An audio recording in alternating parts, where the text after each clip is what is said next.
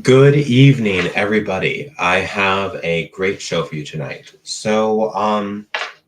I was going to do uploads last week, but I tested positive for COVID, and since I had COVID, I couldn't speak. As you can expect, that wouldn't make for very good content. Um, this was actually the third time I think I've gotten COVID now. I got COVID back in like 2019, 2020, around then. And then I got COVID again, and then I got COVID just last week. So I don't know.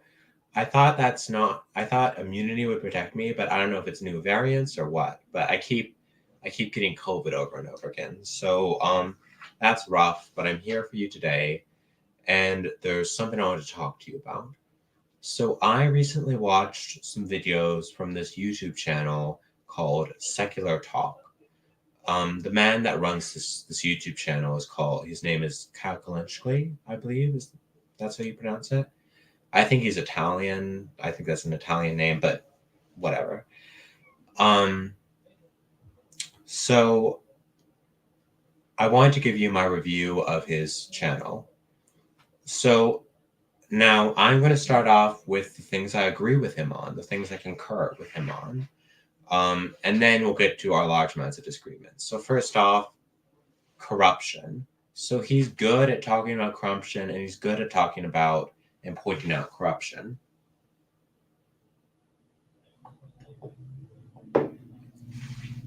So, and everything, and as I'm sure all of you know, and if you don't know, then this is important. We have widespread corruption in the US. So, the US Army couldn't account for half of its Army budget. Um, and they just said, we don't know where half the money went. The US is constantly keeping stuff secret. There's constant scandals in the US, whether that be the Bay of Pigs, um, or just all of these crazy things. Um, then we have, for example, Hillary Clinton. She was taking money from Saudi Arabia. She was taking money from Goldman Sachs. Goldman Sachs is everywhere. The Israeli lobby is giving everyone money. So on corruption, he's very good. Criticizing Israel, he's very good for criticizing Israel. He's an anti-Zionist. He has talked a lot about the Palestinian genocide and given, to be fair, pretty good coverage of the Palestinian genocide. And he's always talked about freeing the Palestinian people. He's also talked about that Jeffrey Epstein might be a member of Mossad. Spoiler alert, he is. So those are things I agree with him on. He was very good at criticizing Hillary Clinton. Everything from the child soldiers to all of these things. He still said you should vote for Hillary Clinton, which I certainly disagree with, but at least he was good at criticizing her. He was really good at criticizing the war on terror, and he actually said the war on terror is one of the first things that got him into politics because of how awful it was. He talks a lot about helping the working class, which I can certainly get behind. He talks a lot about taxing the rich, which is based. He talks a lot about the extreme corruption of billionaires, of big companies, all of these things. So those are all things I agree with him on. But do I suggest that you watch his YouTube channel? No, don't watch his YouTube channel. Why would I say this? So, important thing isn't just that you get the facts right, or that you know the facts, or that make good arguments. A very important thing is you have good core values. I think I have good core values, and I think a lot of other conservative content creators have good values. I think Tucker Carlson has promoted a lot of good values. I think Paul Joseph Watson has promoted some good values. Steven Crowder is kind of hit or miss for me. There's some things he said that are good, some things straight up miss. But I think I watched some of Michael Knowles, and even though I don't like the Daily Wire, I think he has promoted a lot of good values. I think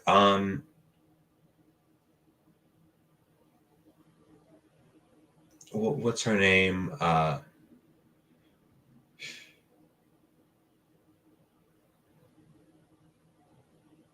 Well, there's a lot of PF conservatives I think have good values, but I wouldn't watch Secular Talk because I feel like it's a little bit like Andrew Tate, where Andrew Tate is right on a bunch of things, but he just has bad values. They both have bad values. So with Andrew Tate, he's a womanizer, he's a Lothario, he engages in constant, degenerate, promiscuous fornication and adultery.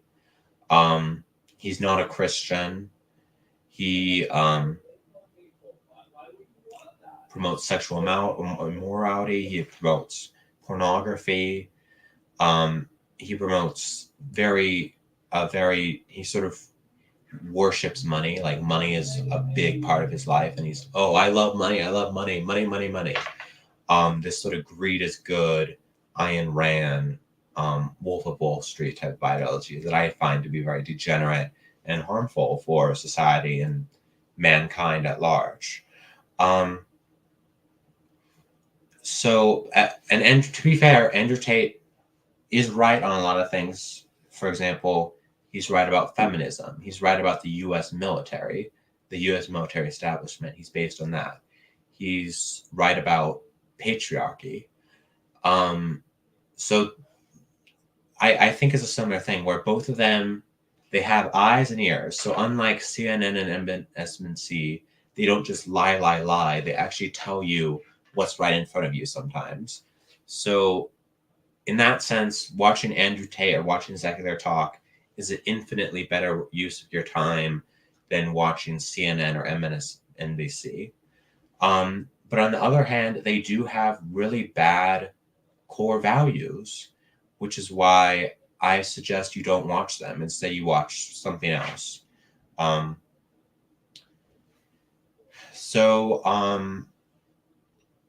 do I talked about Andrew Tate? Why do I think Kyle Kalexny, or whatever his name is, the Secular Talk man, has bad values? So he promotes individual liberty and individualism. So I've said this before and I'll say it again. The U.S. needs to switch from being an individualist society or individualist state to being a collectivist state and being a collectivist country. Collectivism is based and individualism is degenerate. And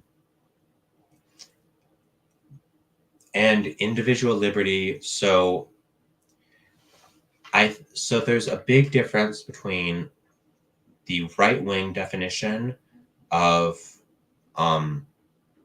freedom and the way leftists and Democrats define freedom. Leftists and Democrats define freedom as freedom to do evil and freedom to be degenerate. Right-wingers define freedom as freedom to do good and freedom to be virtuous. So when leftists and Democrats say they're fighting for freedom, what are they fighting for? They're fighting for the right to murder your own children.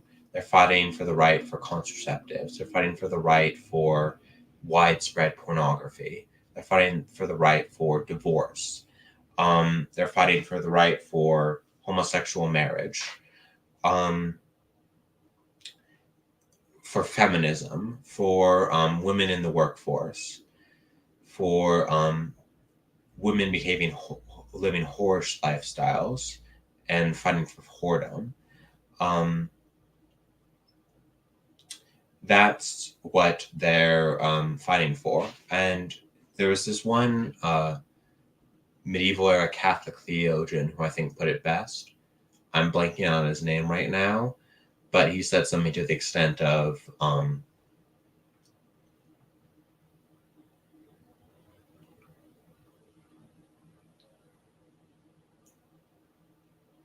the good man is a slave, but he's free. The bad man, though free, is a slave, but the worst kind of slave. Not a slave to one master, but a slave to as many masters as he has vices. So I think I'm misquoting him a little bit and I'm paraphrasing, but you're getting the general gist of it. So if we have a society where you can do whatever you wish to, so men have 10 girlfriends and 0 children and just chase material objects like sports cars and fine clothes and money and jewelry, and women have 10 boyfriends and 0 children, and everyone does lots of drugs, and we have widespread pornography and widespread internet pornography, homosexuality, transvestitism, all these weird, perverse things are all socially acceptable and legal. And we just have a completely degenerate society where the most perverse, disgusting sexual desires are completely socially acceptable. Then those people who don't have a very strong morality, personal moral code, and don't have good self-control will be slaves, but they'll be the worst kind of slaves. They'll be slaves to everything. They'll be a slave to chasing money. They'll be a slave to chasing women. They'll be a slave to pornography. They'll be a slave to junk food. They'll be a slave to alcohol. They'll be a slave to cannabis. So they'll be a slave with a million kind of masters, and that's the worst kind of slave. We want a society where everyone is expected to get married as teenagers in a nuclear family, a husband, a wife, and children. And that's the only acceptable lifestyle. That's what's expected of everyone. And we have drugs are legal and pornography is legal. Then, though, in that society, you will be more free. And this will also create a much more productive society. Not only is all the things I mentioned evil, but they're also a waste of time and a waste of resources. So not only will this be a morally superior society and a more free society, but it will also be a more productive society. We'll have a better economy because people will be working harder because they're not distracted and they'll stay focused.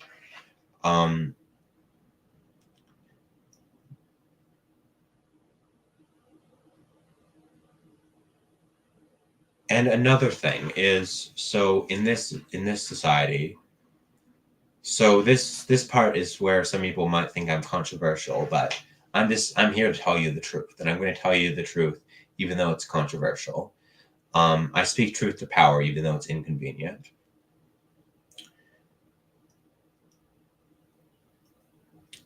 I can't fight for my race. In the 21st century West, white people can't fight for their race. So in Europe, if you're a white person who fights for your race, then they'll throw you in prison. And in the US, it's not as bad as that because our government cares more about freedom of speech than Europe and Australia and Canada.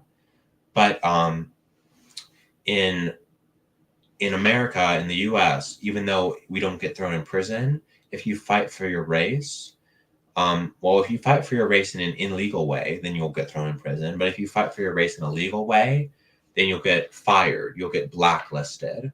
Cancel culture will cancel you.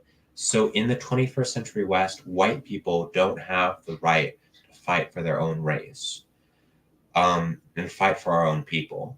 So that's an example of we have the West is following that example of freedom to do bad, but not the freedom to do good. And this Kyle Kulinski person is so guilty of that. He argues for legalization and normalization of every vice under the sun. And he says he's a libertarian. He says he hates authoritarianism, and he thinks authoritarians are bad. And he wants as much individual liberty as possible. And he wants hyper individualism, hyper individualism, where everyone's totally atomized, and there's no strong culture of a family and a neighborhood and community. That's the world he's fighting for, and that is degenerate. No one should fight for that world. We should fight against this world.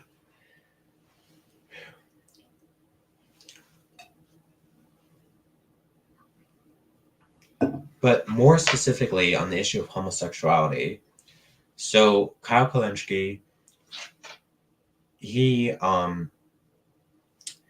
really awful on the issue of homosexuality because he argues that people are just born homosexuals, and so lots of people are born homosexuals. So what are you going to do about it? But because he doesn't differentiate between lust and actions on the issue of homosexuality, but he does do a really good job of that on the issue of child abuse, sexual child abuse. So he has said there's some people that are born pedophiles. So there's some people that are born sexually attracted to prepubescent children. And he said, well, I think that's all right because that's the way you're born. His words, not mine.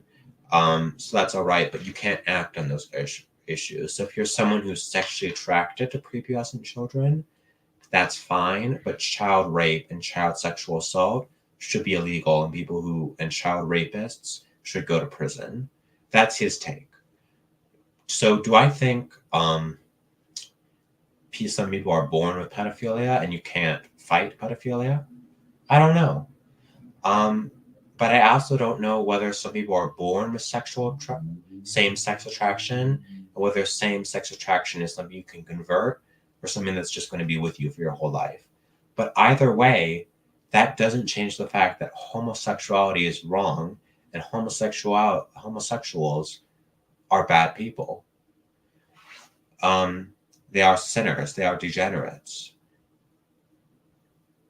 But even though Kyle Kulinski does a very good job of differentiating lust from actions on the issue of child abuse, he does a terrible job of homosexuality. So what we all should be saying is, so let's say on the issue of same-sex attraction, Kyle Kulinski is correct. So there's some men that are born with same-sex attraction, and they'll suffer from homosexual fantasies and homosexual desires for their whole life, and that's something they can't control. We can't convert that.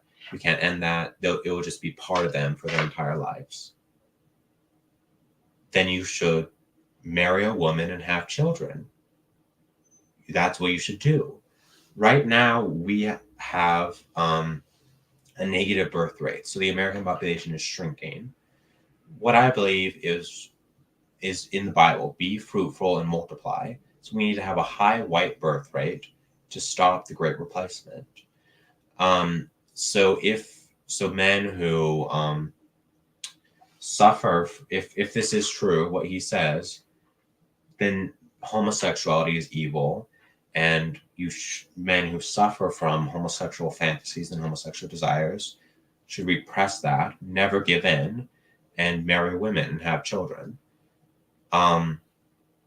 Now, I know this, and Kyle can actually, if he is correct about the whole pedophilia thing being born in and hardwired in your brain, then he is right um, on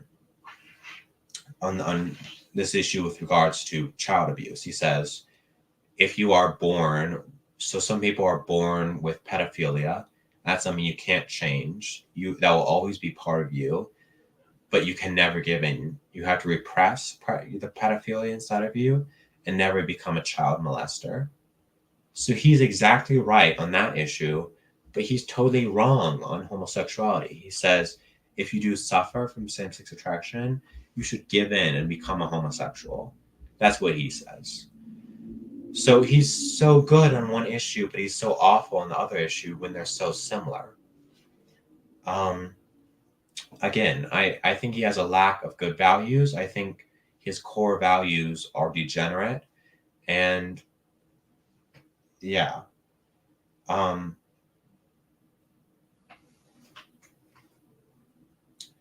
So another thing is he does a completely racially blind worldview. His worldview is racially blind. He says, "Oh, we should be colorblind. We shouldn't see black people or white people. We should just see people."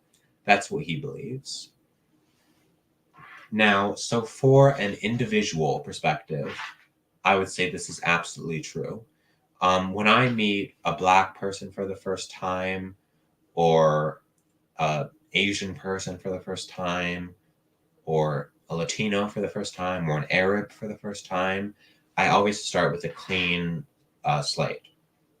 I meet them with a smile and a handshake, and I'm kind to them.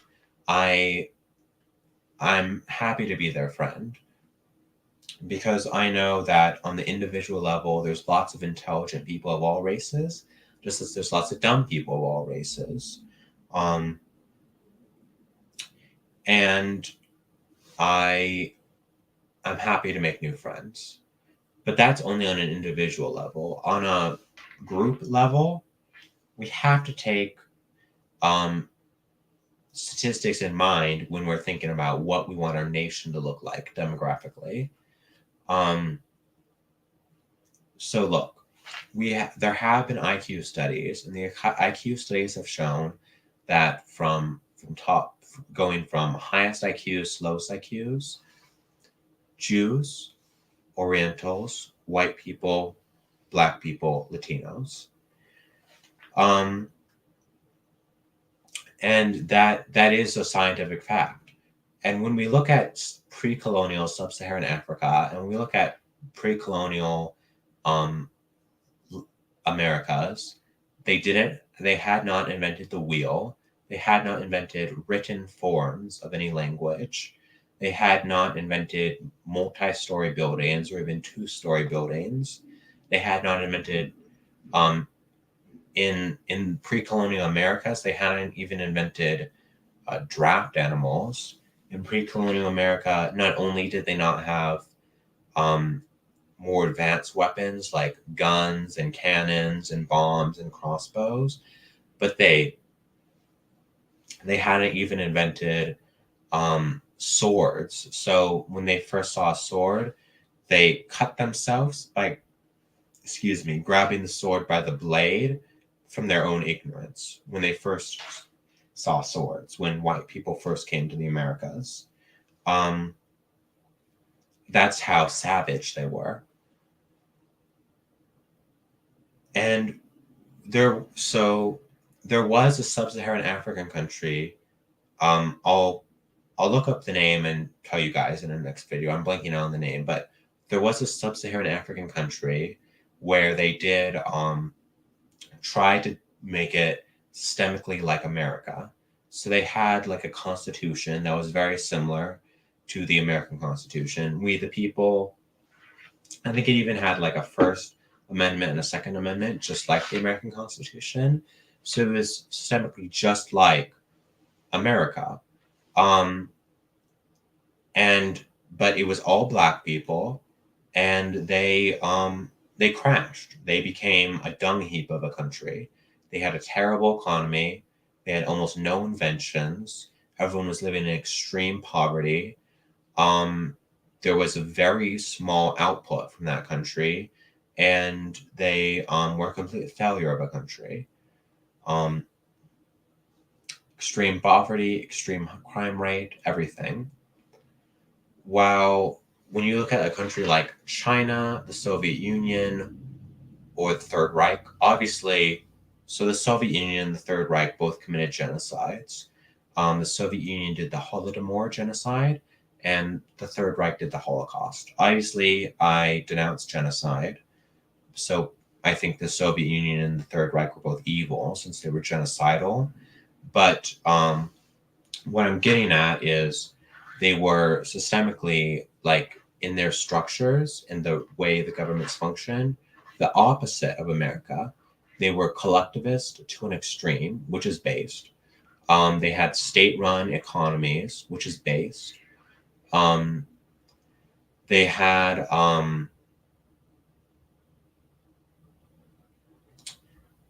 they were just the opposite of America. They had no individual liberty, which is based. No individualism, based. And they were just the opposite of American values. No freedom of religion, based. No freedom of speech, based. um, and Calculently is wrong on almost all of those points. But then all these countries were very successful in a lot of ways. So the Soviet Union, um, it put the first man in space ever. It dug the deepest hole ever dug. It created what was the largest union ever. Right, China is right now about to steal America's position as the one world superpower. China is beating the U.S. in almost every regard. And the Third Reich, it not only did it create an economy that was good enough to build an army to almost take over the world, but it created scientists that were so intelligent, the U.S. had to steal them with Operation Paperclip. The Third Reich created a system that invented fighter jets before there were fighter jets, and all of these amazing inventions. And again, white people and Orientals had higher IQs, while Indians and Latinos and Black people all have lower IQs.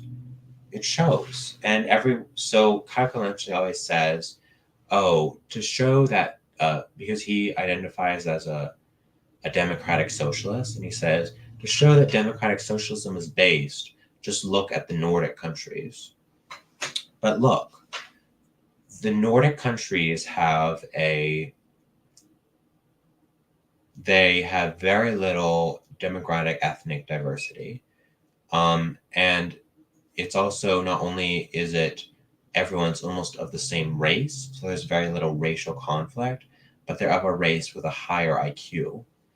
And I don't think that changes that. So this is another area where Calculently just doesn't see the light. We should not be a colorblind society. On an individual level, when you meet someone on the street, you should be colorblind and you should treat them with kindness. But when we're designing a country and we're making important policy decisions as politicians and as voters, no, we should not be colorblind, because in the big picture, race does matter.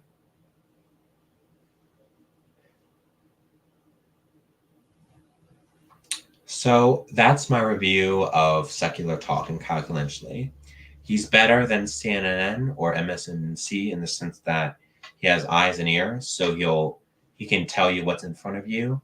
But you shouldn't. I would not recommend you watch him, because he does have bad values. So I think I'm going to call it good for tonight's show. I'm hoping to get some more videos up this week. And have a good evening. God